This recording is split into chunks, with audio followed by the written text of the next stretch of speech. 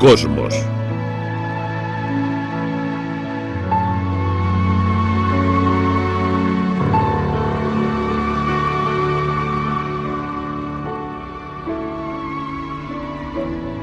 Un viaje personal.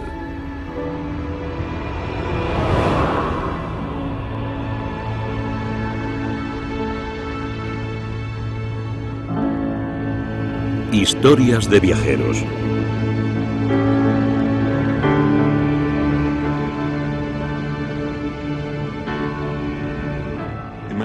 Imaginen que somos viajeros de las estrellas con destino al Sol. Lo encontraríamos rodeado de 4 mundos gigantes, nebulosos y gaseosos. El azul Neptuno y su luna helada Tritón. Y más allá, Urano y sus anillos oscuros, que quizás sean de materia orgánica.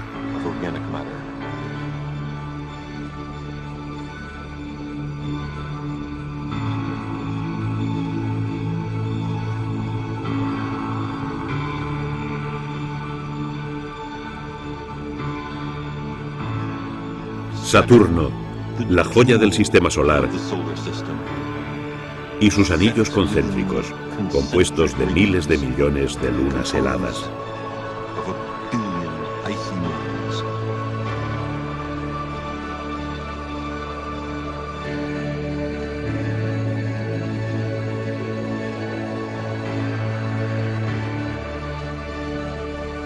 Y finalmente, flanqueado por enormes satélites, el planeta más grande, Júpiter.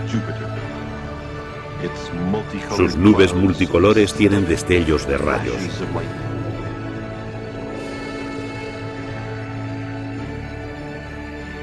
Más allá, más cerca del Sol, no hay más planetas gigantes.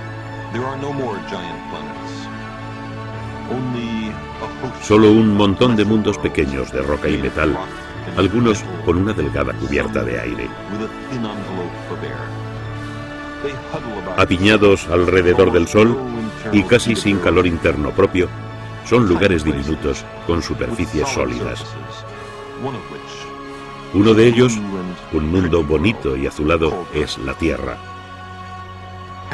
Semicubierto con nubes, es el hogar de viajeros que aprendieron a navegar por el mar espacial y a investigar de cerca a Júpiter, Saturno, Urano y Neptuno, sus hermanos y hermanas en la familia del Sol.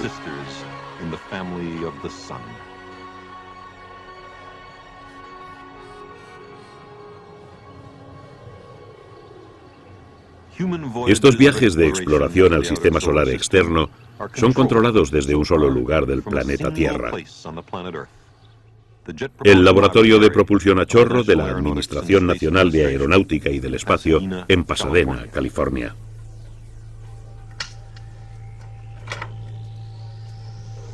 Aquí, el domingo 8 de julio de 1979, la nave Voyager 2 comenzó su acercamiento a Júpiter y sus lunas.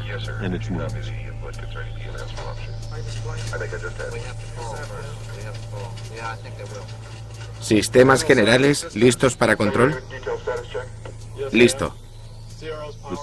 La nave fue programada para explorar Júpiter con órdenes radiotransmitidas a sus ordenadores a bordo. Potencia 450 vatios. Iniciando potencia. Sistemas DSE.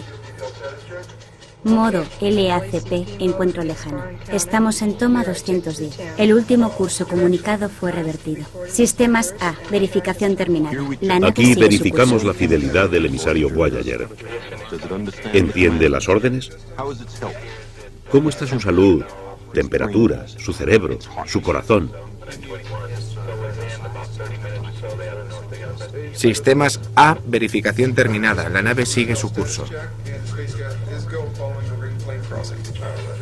Las naves espaciales modernas no llevan tripulación. Son robots semi-inteligentes, bellamente construidos. Los ojos del Voyager son 2 cámaras de televisión diseñadas para tomar miles de fotografías del sistema solar. Junto con otros instrumentos, están en una plataforma que apunta hacia los planetas. Su cerebro son 3 ordenadores integrados en medio de la nave. Se comunican a través de una antena montada como una vela. El Voyager lleva un mensaje para las civilizaciones que eventualmente encuentre en el espacio. Sus paneles se abren y se cierran, controlando la temperatura. Pero como viaja tan lejos del Sol, no puede usar su energía. Por ello, tiene una pequeña planta de energía nuclear aislada del resto de la nave.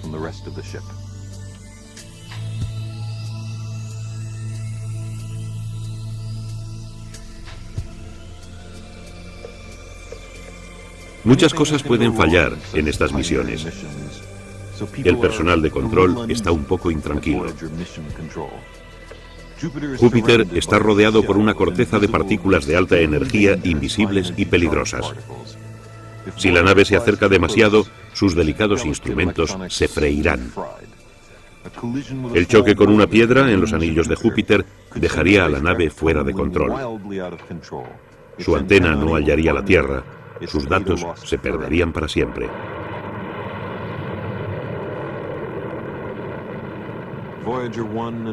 Los Voyager 1 y 2 fueron lanzados en el verano de 1977. Tras algunas alarmas, llegaron con meses de diferencia a Júpiter, donde descollaron brindando las primeras imágenes cercanas del coloso y sus 4 misteriosas lunas. Io, la más interior de las 4. Luego Europa. Y alejándose de Júpiter está Ganímedes. Y la más lejana, la gran luna Calisto. Todo en una misión que costaría 1 centavo por mundo a cada humano que habita la Tierra.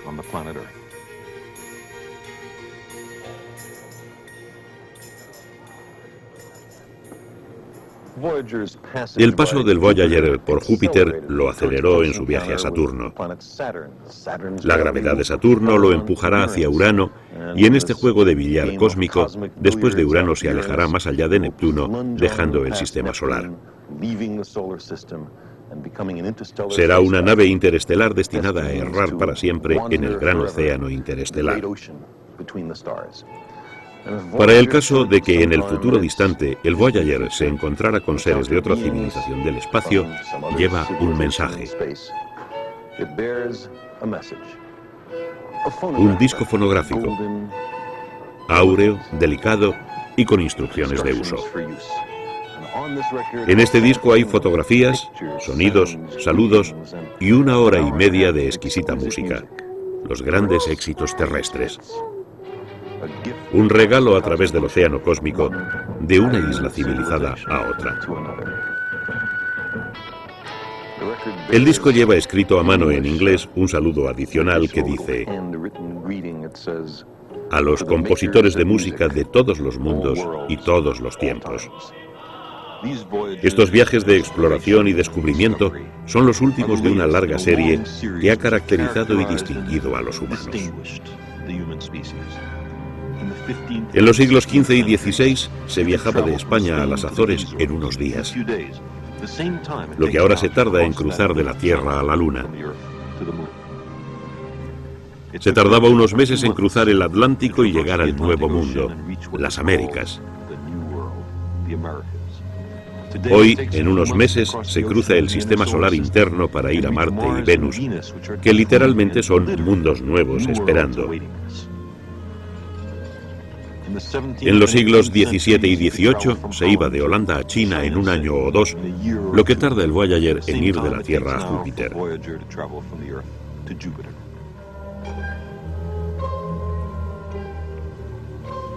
Comparando los recursos de la sociedad, costaba más enviar barcos al lejano oriente que enviar actualmente naves a los planetas.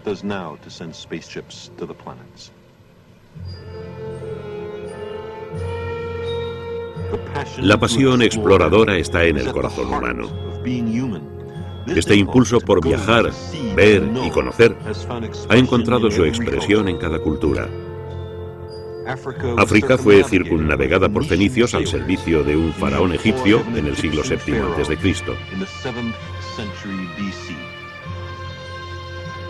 Expertos y heroicos indonesios colonizaron las islas del Pacífico. Grandes flotas de barcos de juncos partieron de puertos chinos de la dinastía Ming para explorar India y África. Un siglo después, 3 barcos de España, bajo el mando de un navegante italiano, descubrieron América. Después, una expedición portuguesa consiguió circunnavegar el globo. Estos viajeros de distintas culturas fueron los primeros exploradores planetarios. Unieron a la Tierra en un solo mundo.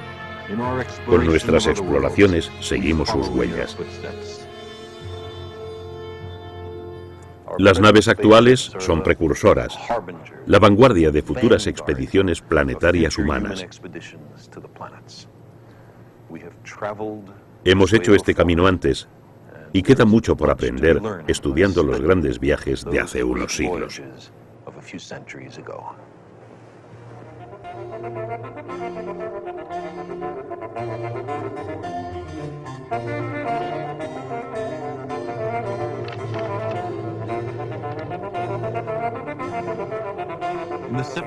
En el siglo XVII, los ciudadanos holandeses se dedicaron a una vigorosa exploración planetaria. Era una sociedad revolucionaria. Se habían independizado del poderoso y estancado Imperio español. Y con nueva confianza abrazaron con más fuerza que nadie el espíritu de la Ilustración europea.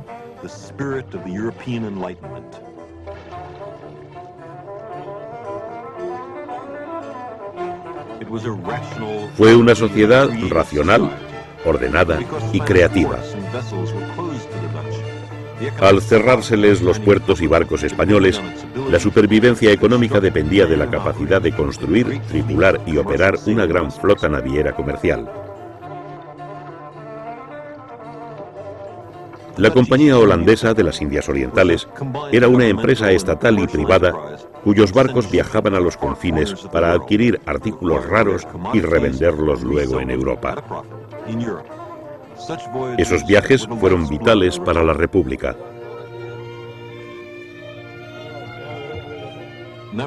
Las cartas de navegación eran secretos de Estado. A veces, los barcos partían con órdenes selladas.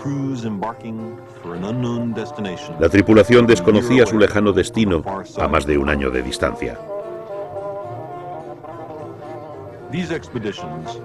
No hubo solo explotación comercial, aunque hubo mucho de eso. Además del usual gusto por el lucro, ambición, orgullo nacional y sed aventurera, los holandeses estaban motivados por la curiosidad científica y por la fascinación ante lo nuevo. Tierras, pueblos, plantas y animales nuevos.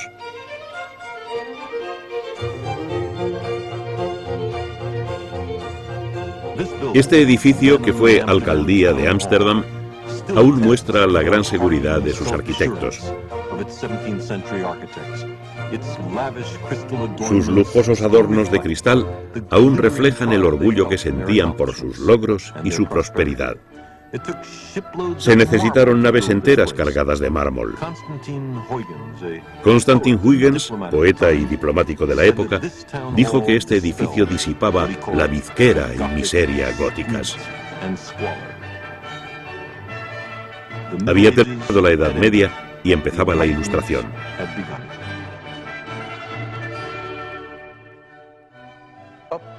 Observen allí arriba. Atlas sostiene a los cielos sobre sus hombros. Debajo está la justicia, con una espada y balanza doradas, flanqueada por la muerte y el castigo. ¿A quién está pisando la justicia? Vaya, son la avaricia y la codicia, los dioses de los mercaderes.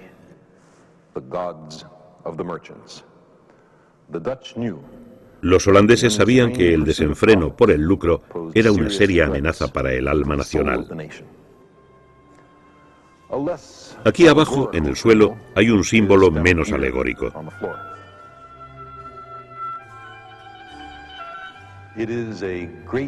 Es un gran mapa embutido que se extiende entre África Occidental y el Océano Pacífico.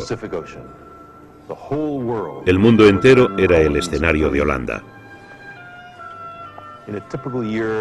En un año típico, muchos barcos recorrían medio mundo para llegar al lejano oriente. Eran viajes de exploración y descubrimiento, de comercio, viajes que duraban años.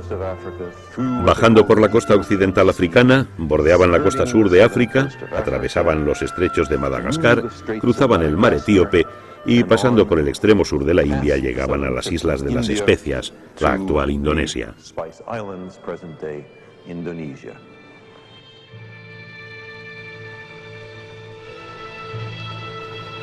Otras naves fueron al sur y al este, a Nueva Holanda, hoy llamada Australia.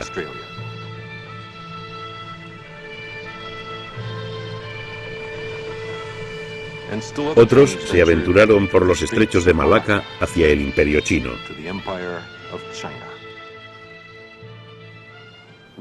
Holanda era un pequeño país obligado a vivir de su ingenio. Su política extranjera era pacifista. Nunca antes ni desde entonces tuvo Holanda tantos científicos, matemáticos, filósofos y artistas.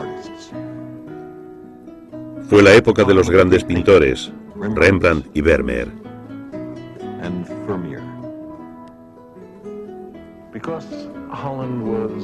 Por ser un país tolerante, frente a las ideas no ortodoxas, fue un refugio para los intelectuales que huían de la censura y control de otros lugares europeos, del mismo modo en que los Estados Unidos se beneficiaron en los años 30 con el éxodo de intelectuales de la Europa nazi.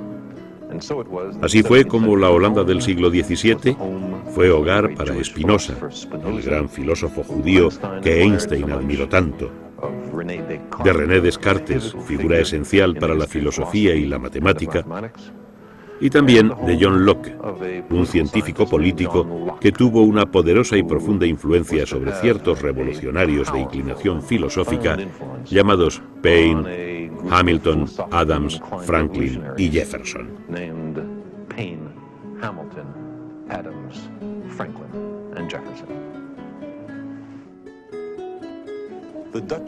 La Universidad de Leiden ofreció una cátedra a un científico italiano llamado Galileo, quien fue obligado por la Iglesia Católica, bajo amenaza de tortura, a retractarse de su herética idea de que la Tierra giraba alrededor del Sol y no al revés.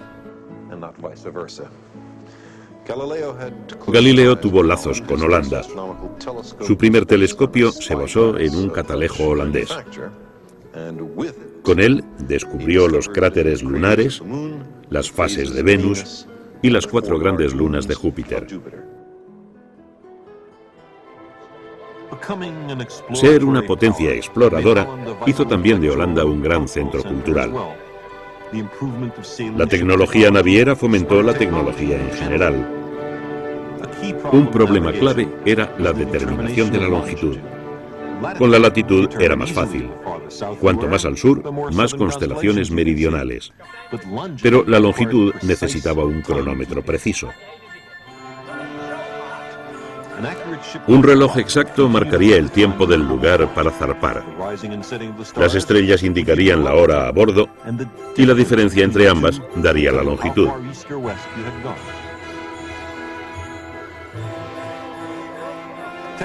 El avance tecnológico exigía la búsqueda libre del conocimiento. Holanda fue el principal editor y vendedor de libros en Europa, traduciendo e imprimiendo libros censurados en otros países. Las aventuras en lugares exóticos con sociedades extrañas sacudieron Holanda. Se cuestionó el saber imperante, mostrando que ideas aceptadas durante milenios podían estar equivocadas.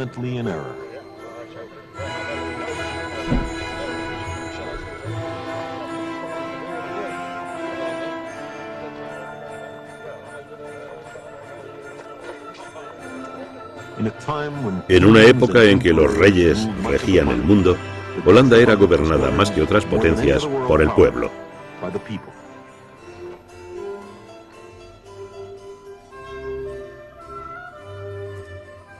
Gozaban de cierto bienestar material, pero el interior de sus hogares, reflejado en la obra de pintores holandeses, sugería moderación y prudencia.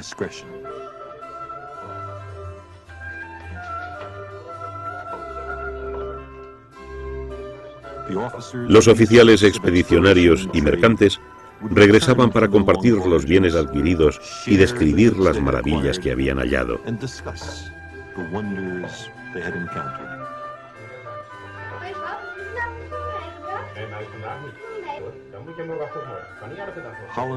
Holanda prosperó en su libertad de pensamiento.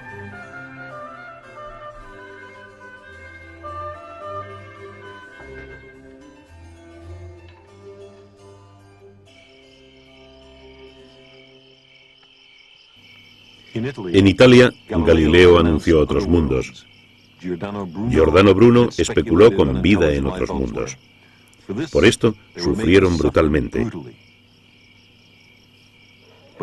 Pero en Holanda, Christian Huygens, que creía en ambas ideas, fue colmado de honores.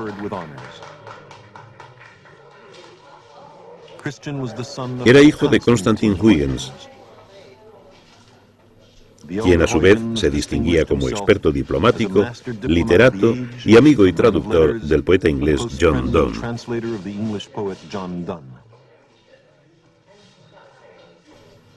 Constantin también era un compositor y músico consumado.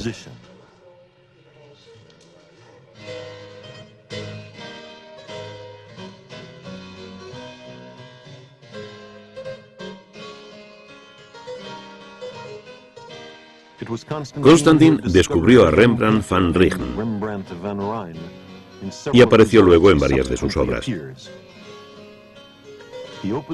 Abrió su hogar a artistas, escritores, estadistas y científicos. Les esperaba un banquete de bienes e ideas de todas partes. Descartes, que le visitaba, dijo de Constantin Huygens: apenas podía creer que una sola mente pudiera ocuparse de tantas cosas y estar tan bien preparada para todas. Y sobresalía como padre. Fue afectuoso y cariñoso. Su hijo Christian floreció en este rico medio, demostrando gran talento en las lenguas, dibujo, leyes, ciencia, ingeniería, matemática y música. El mundo es mi patria, decía, y la ciencia mi religión.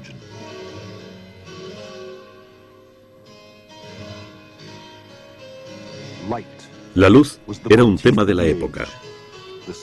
La luz simbólica de la libertad de ideas y religión, la que impregnaba la pintura, y la luz como objeto de estudio científico. El microscopio se inventó en Holanda y se convirtió en una curiosidad de salón. Su inventor, amigo de Christian, fue Anton Leeuwenhoek.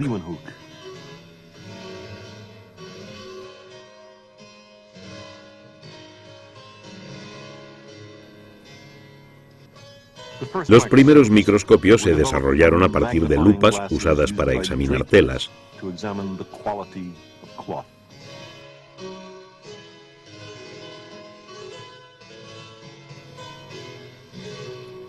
Leeuwenhoek y Huygens fueron abuelos de la medicina moderna.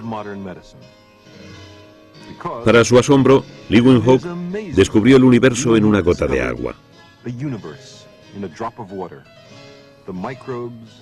Describió a los microbios como animálculos y los calificó de lindos.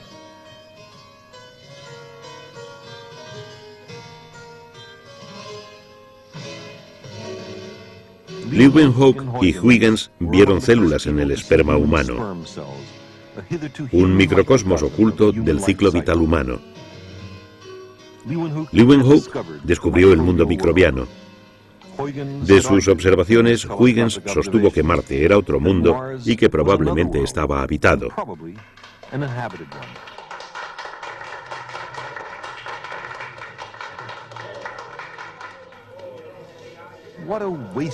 ¡Qué desperdicio!, pensaba, si Marte fuera yermo. Así pues, la búsqueda de microbios en Marte proviene directamente de Huygens y Leeuwenhoek en la Holanda del siglo XVII.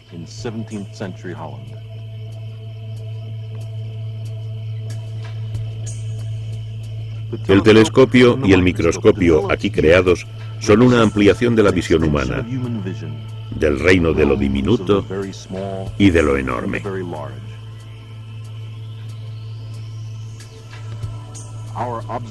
La observación de átomos y galaxias se inició en ese tiempo y lugar.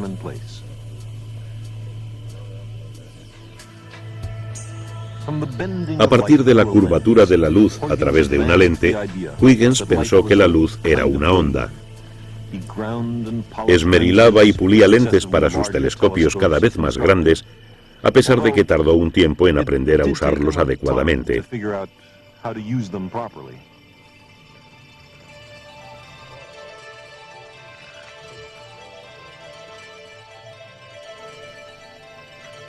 Fue el primero en ver rasgos de Marte.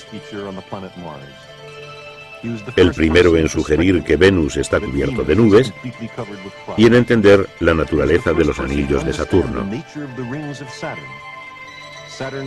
Saturno está rodeado, dijo, de un anillo delgado y plano que no toca al planeta.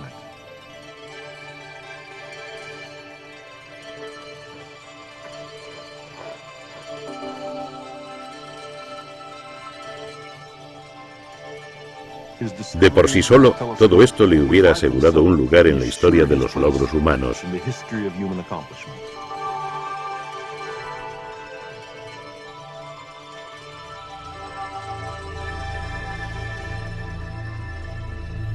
Huygens descubrió Titán, la mayor luna de Saturno.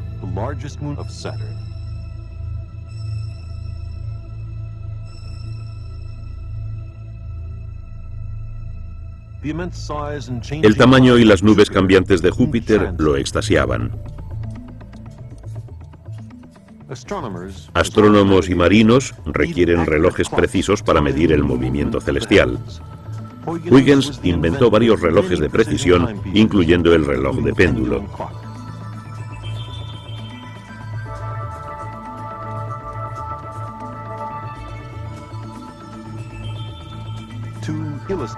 Ilustró el universo heliocéntrico copernicano construyendo calculadoras que reproducían el mecanismo celestial de Mercurio a Saturno.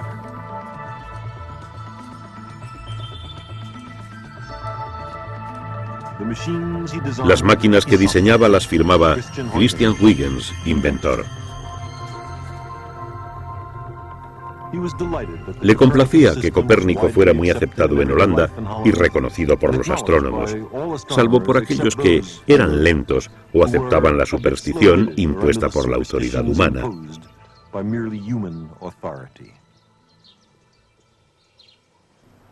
A través del mar del espacio, las estrellas son otros soles.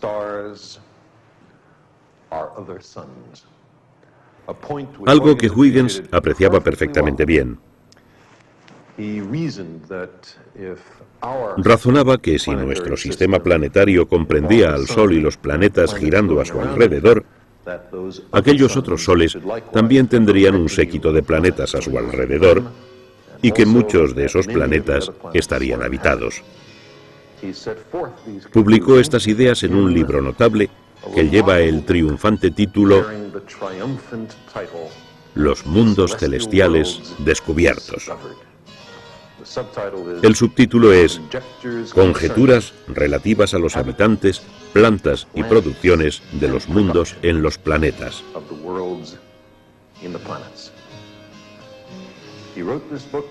Escribió este libro poco antes de morir en 1690, en este estudio.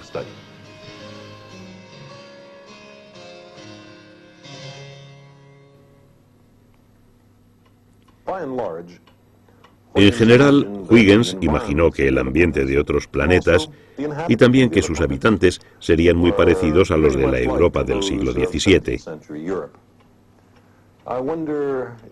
Me pregunto si imaginó viajes a esos mundos a los que él se acercó primero con un telescopio. Quizás soñó que un día los viajes a los planetas serían como los de descubrimientos geográficos de su época y lugar.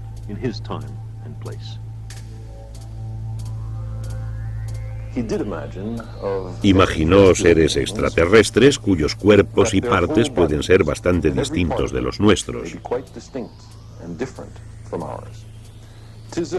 Es ridículo afirmar, decía, que un alma racional no pueda morar en una forma distinta de la nuestra. Uno puede ser listo, decía, aun viéndose atípico. Pero luego agregaba que no eran tan atípicos, que los extraterrestres tenían manos y pies, que caminaban erguidos, que tenían escritura, geometría. Incluso que las 4 lunas de Júpiter estaban allí para prestar ayuda a la navegación para los marinos de los océanos jovianos. Pues, tal vez.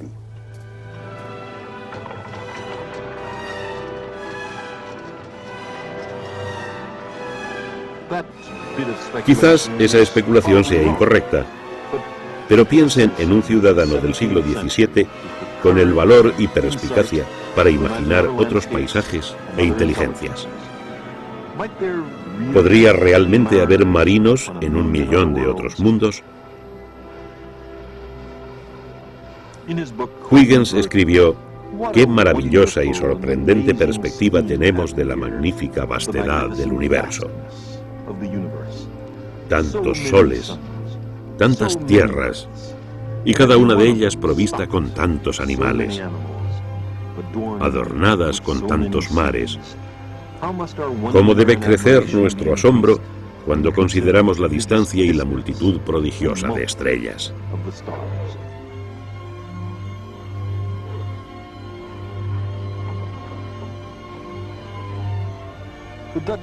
Los holandeses llamaban a sus barcos botes voladores. Los Voyager son sus descendientes, verdaderos botes voladores que con rumbo a las estrellas exploran algunos de esos mundos que Huygens, un hombre de la Tierra, conocía y amaba tanto.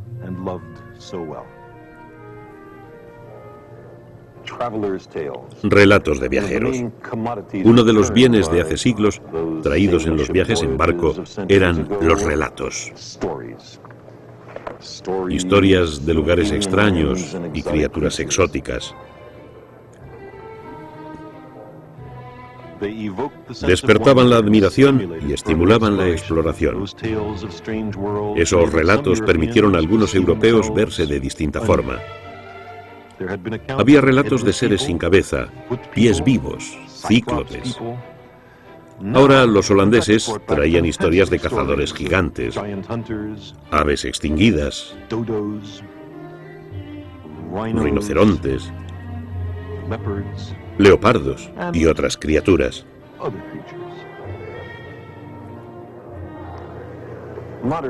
Los navegantes modernos también traen relatos de viajeros.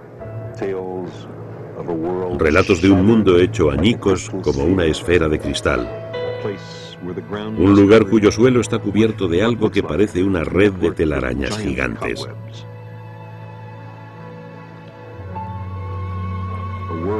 Un mundo con un océano subterráneo. Pequeñas lunas con forma de patata. Una tierra arañada, roja y amarilla, con lagos de azufre derretido y erupciones volcánicas de 300 kilómetros de altura. Y un lugar llamado Júpiter, 1000 veces más grande que la Tierra. Allí no hay montañas, volcanes o ríos, solo un vasto océano de gas y nubes. Todo lo que vemos en Júpiter flota en el cielo. Pero hay muchas cosas fascinantes en Júpiter. Al condensarse el sistema solar con el polvo y gas interestelar, Júpiter obtuvo la mayor parte de la materia no expulsada al espacio y que no cayó y pasó a formar el Sol. Júpiter es básicamente de hidrógeno y helio, como el Sol. Si Júpiter hubiera tenido unas docenas más de masa, su materia en el interior podría haber sufrido reacciones termonucleares y habría empezado a brillar con luz propia. Júpiter es una estrella fracasada. Si se hubiera convertido en estrella, estaríamos viviendo en un sistema binario con dos soles en el cielo y las noches serían menos frecuentes. Por debajo de sus nubes, el peso de las capas atmosféricas produce presiones muy superiores a las existentes en la Tierra. Las nubes son esta capa. Las altas presiones están en el interior. Y son tan grandes que los electrones salen estrujados de los átomos de hidrógeno, produciendo hidrógeno metálico líquido. Pero en el núcleo de Júpiter puede haber una masa de hierro y roca, un gigante similar a la Tierra bajo presiones asombrosas, oculto para siempre en el centro del mayor planeta.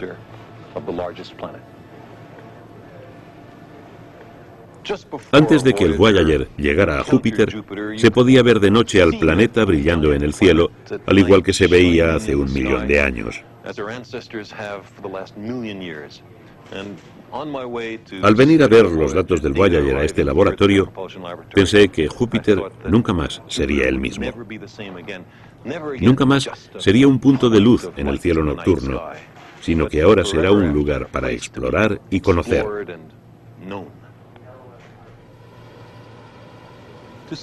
Ver las primeras imágenes próximas de un mundo nunca antes visto es una gran alegría en la vida de un científico planetario. El 9 de julio de 1979, en los monitores de televisión en tiempo real del laboratorio, conocimos a un mundo llamado Europa. Estos son los exploradores modernos, personas entrenadas en astronomía, física, geología o ingeniería. Muchos dedicaron 8 años al Voyager. Probably pump in enough energy to keep it liquid. Let's see. So the CASA thing said that in order for there to be enough heating going on, you sort of had to start the heating before Europa basically cooled off. As I recall. Yeah, but Gene, what about the relief from the cracks? Shouldn't the cracks anneal and flow also? They got to be renewed. The Io and Europa, there's a twin, a pair there, and then there's a pair out of Ganymede Callisto. No se puede mirar un mundo tan distinto al nuestro sin preguntarse por ambos. El Voyager nos regaló 6 mundos nuevos solo en Júpiter. Al saber más sobre otros mundos, entendemos mejor al nuestro. Especulamos, corregimos, debatimos, calculamos, meditamos y cuestionamos. Se vuelve a los datos asombrosos y lentamente se empieza a entender.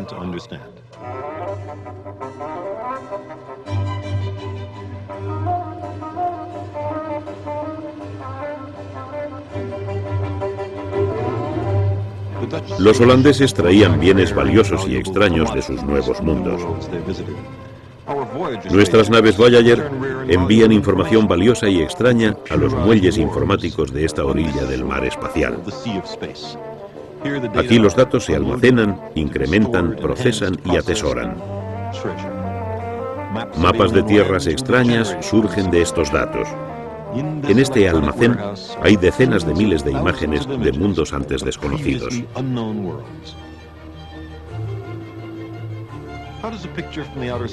¿Cómo llega una imagen del sistema solar externo?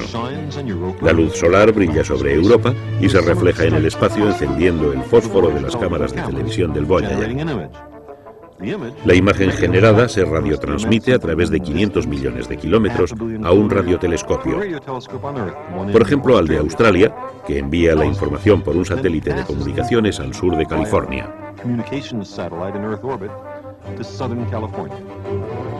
Allí se transmite por una serie de torres de microondas a un ordenador en nuestro laboratorio, donde finalmente es procesada. there, it is processed.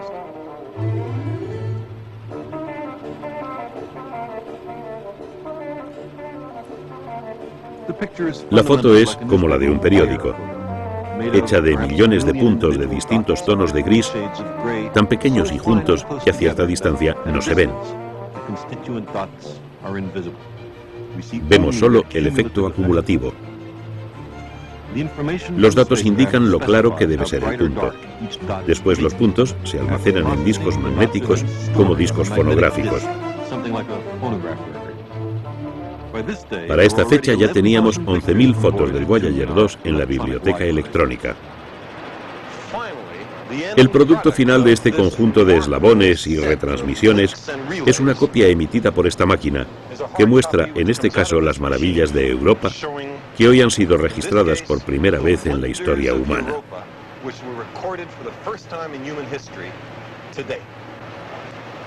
Es absolutamente sorprendente. El Voyager 1 obtuvo buenas fotos de las otras 3 lunas satélites galileanos de Júpiter, pero no de Europa. Ha sido el Voyager 2 el que ha obtenido hoy las primeras fotos cercanas de Europa, donde se ven cosas que están a solo pocos kilómetros. A primera vista parece ser una simple red de canales como la que Lowell imaginó en Marte. Vemos una red intrincada y sorprendente de entrecruzamientos de líneas rectas y curvas. ¿Las rectas son cordilleras? ¿O son canales? ¿Hay relación con la tectónica de placas terrestre? ¿Cómo ilumina a los otros satélites del sistema joviano? En este instante, la tecnología produjo algo sorprendente, pero corresponde a las limitaciones e ingenio de otro aparato, el cerebro humano, el hecho de poder descifrarlo.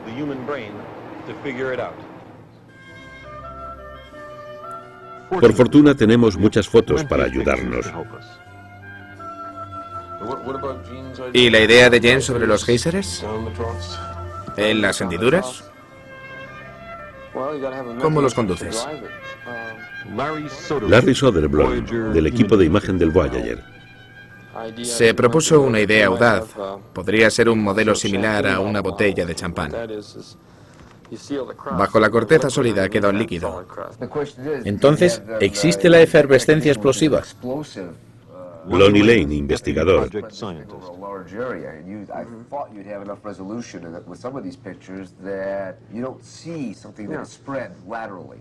¿Esta es la foto de alta resolución? Ahí está. Seleccionaremos el relieve y veremos qué reconocemos. Semanas después de recibir las fotos, aún seguíamos discutiendo. Casi tenemos la resolución. Miren las mesetas. Con esta resolución vemos los cráteres. Estos se conservarían indefinidamente bajo la corteza. Excepto las redes. Hay un conjunto de puntos muy pequeños, sobre todo en el terreno moteado. ¿Como estos aquí? Como estos de aquí. ¿Crees que son lugares de escape de gas, con calderas, fumarolas, solfataras? No lo sé. Pero te mostraré algo que encontré. Fíjate aquí. ¿Ves el pico central? ¿Y el pequeño hueco? Creo que es un cráter de impacto. Casi no hay cráteres. Espera. Encontramos uno. Casi ninguno. Entonces, si hallamos uno, que se supone es la excepción, quizás no sea una excepción. Quizá, pero preguntabas por los huecos que no entendemos. La deformación reológica acabó con los grandes cráteres y los pequeños están fuera de nuestra resolución. Porque solo tienen una décima de profundidad de la corteza. El proceso informático reveló algunos rasgos que parecían ser cráteres, pero algo borró los grandes cráteres. Este proceso también se usó en un hallazgo en la luna vecina a Europa, un mundo llamado Io. Aún desde la Tierra, Io tiene un extraño color. De algún modo, el azufre dejó su superficie para formar una rosquilla de gas alrededor de Júpiter. El Voyager 1 se acercó entonces a Io. Algunos lugares parecían bocas de volcanes, pero era difícil asegurarlo. Linda Moravito, del equipo de navegación del Voyager, realzó el borde con un ordenador para resaltar las estrellas traseras. A los 4 días del encuentro del Voyager 1 con Júpiter, estaba mirando un cuadro de navegación óptica. Al realzar este cuadrante, se hizo evidente una saliente anómala en una de las esquinas, en el borde. ¿Qué era? El penacho estaba justo en el lugar de un supuesto volcán. Nos dimos cuenta de que lo que observábamos era un penacho volcánico y, de hecho, una erupción. El Voyager descubrió el primer volcán activo fuera de la Tierra.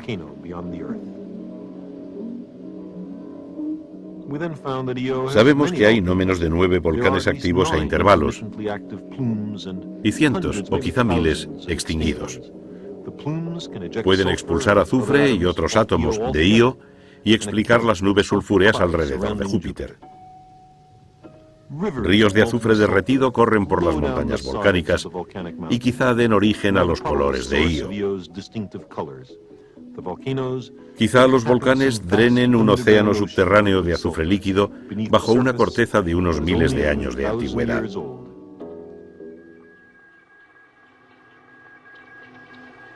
Hasta hoy, en los viajes al sistema solar externo, nos hemos quedado en casa. Hemos enviado robots y computadoras. Quizá un día viajemos nosotros. Pero supongamos que, como los capitanes holandeses, los ordenadores del Voyager tuvieran una bitácora. Combinando los hechos de los Voyager 1 y 2, podríamos leer lo siguiente. Día 1. Después de preocuparnos por las provisiones e instrumentos, despegamos con éxito de Cabo Cañaveral, con destino a los planetas y a las estrellas.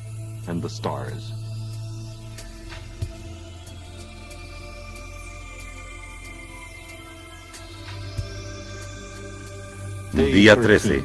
Hicimos la primera fotografía de la Tierra y la Luna juntas en el espacio. Una bonita pareja. Día 170. Problemas en el brazo de la plataforma de exploración. Si no se soluciona, no podremos hacer fotos.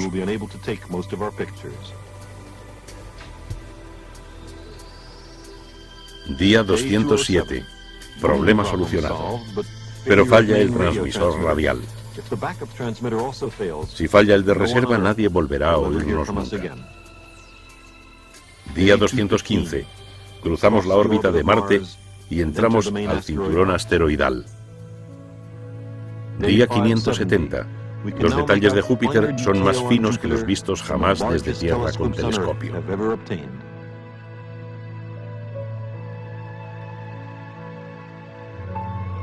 Día 640. Las nubes son peculiares y bellas. Ningún pintor terrestre pudo imaginar un mundo tan raro y hermoso. Las nubes blancas son cristales de amoníaco. Ignoramos la naturaleza de las rojizas. Quizás tengan fósforo o azufre. O quizá moléculas orgánicas como las que hace 4.000 millones de años en la Tierra originaron la vida. ¿Y qué es la gran mancha roja? Una inmensa columna de gas que supera a las nubes adyacentes. Podría contener 6 tierras. Su movimiento nos hipnotiza.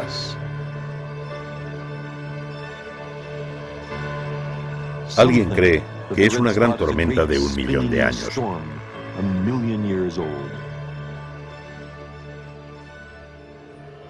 Día 650. Encuentro. Un día asombroso.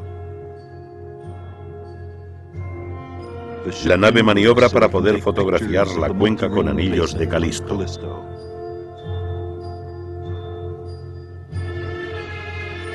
Imágenes de los sorprendentes rasgos de Ganímedes.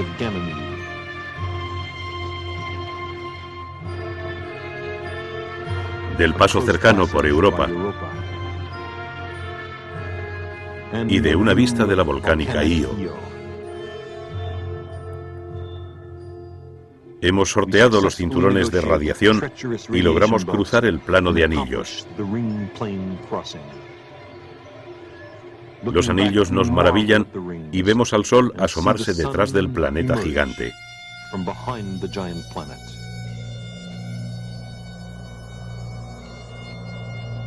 Nuestra misión explorará ahora el sistema solar externo.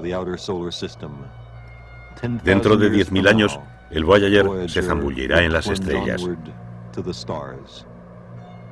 Hicimos naves para viajar por el mar del espacio.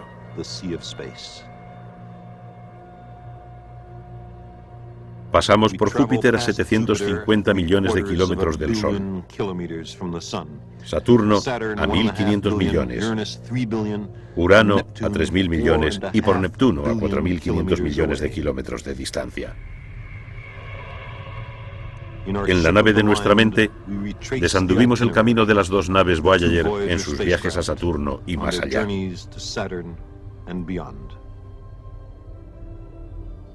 Saturno fue visto primero por Galileo, sus anillos entendidos por Huygens, pero solo ahora empezamos a penetrar en sus misterios.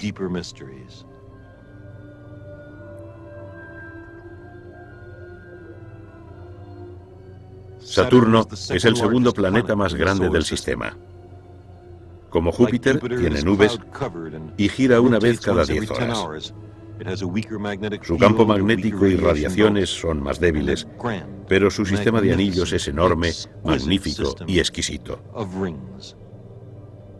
Son miles de millones de lunas diminutas que giran alrededor de Saturno.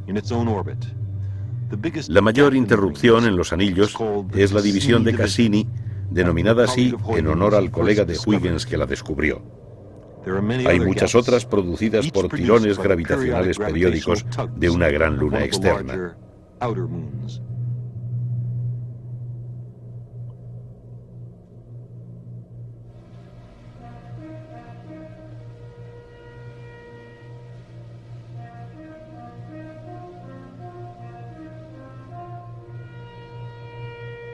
Por debajo del plano del anillo vemos un cielo lleno de lunas.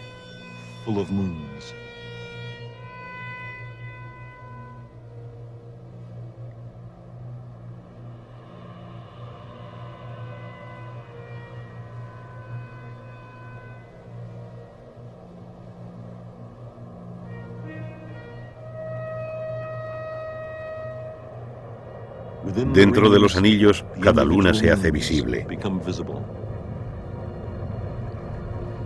Son trozos orbitantes de hielo y nieve de quizás 1 metro de diámetro.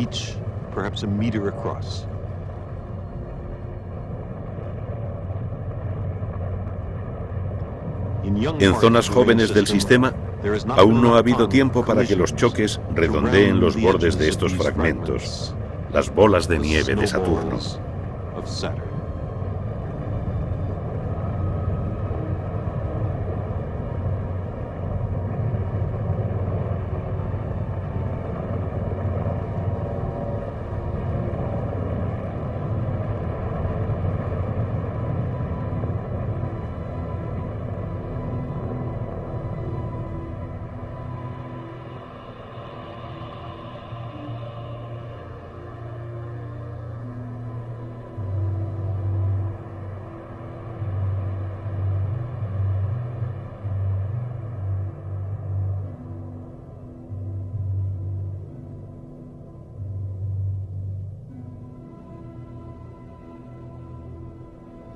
Lejos de los anillos, bañada por su luz roja, encontramos una inmensa luna cubierta de nubes.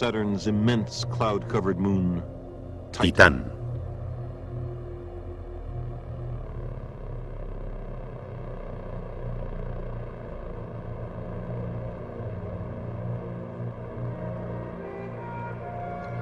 Su atmósfera es más densa que la de Marte. Tiene una gruesa capa de nubes rojas, quizás compuestas de moléculas orgánicas producidas por la luz ultravioleta solar y otras fuentes de energía de su aire rico en metano.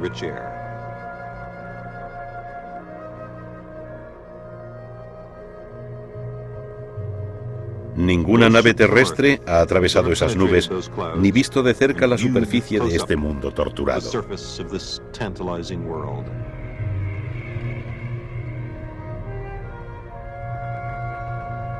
Es probable que el suelo esté cubierto con moléculas orgánicas caídas del cielo.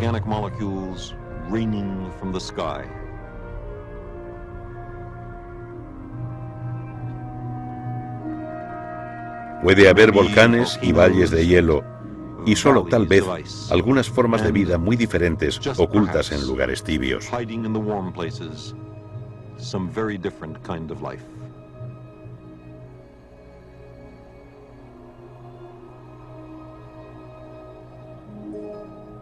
Cerca de un acantilado, en un inusual claro en las nubes, vemos asomarse a Saturno, el bello planeta con anillos.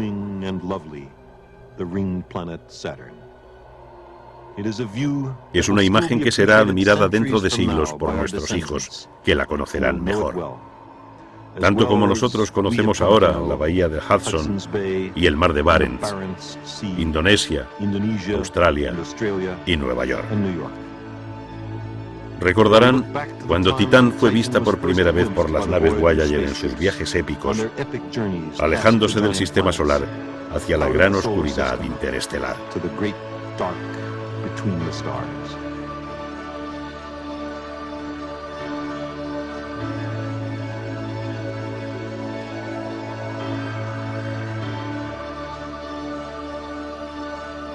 Cosmos, suplemento. Desde nuestra primera emisión, la nave Voyager ha explorado los sistemas de Saturno, Urano y Neptuno y ha pasado por los planetas más lejanos camino a las estrellas.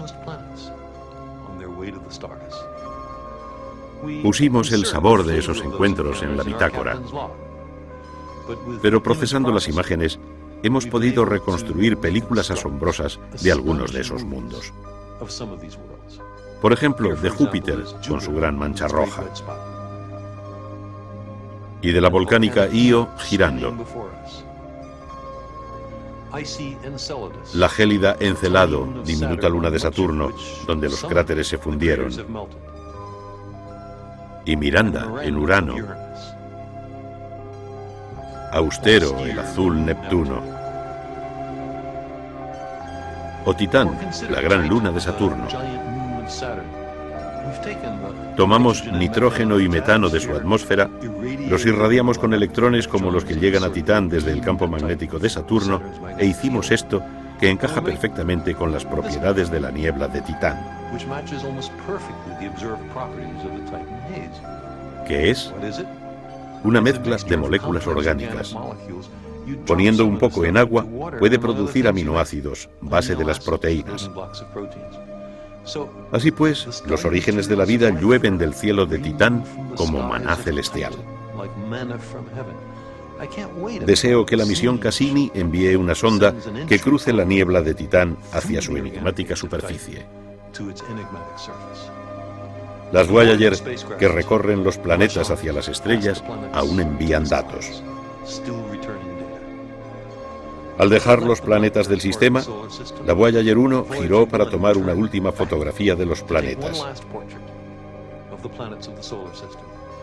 Una de esas fotos fue de la Tierra, un pequeño punto azul puesto en un rayo de sol. Aquí está. Aquí vivimos. Es nuestro hogar. Los humanos somos una especie y este es nuestro mundo. Nuestra responsabilidad es cuidarlo. Hasta donde sabemos, es el único mundo de este sistema agraciado con la vida.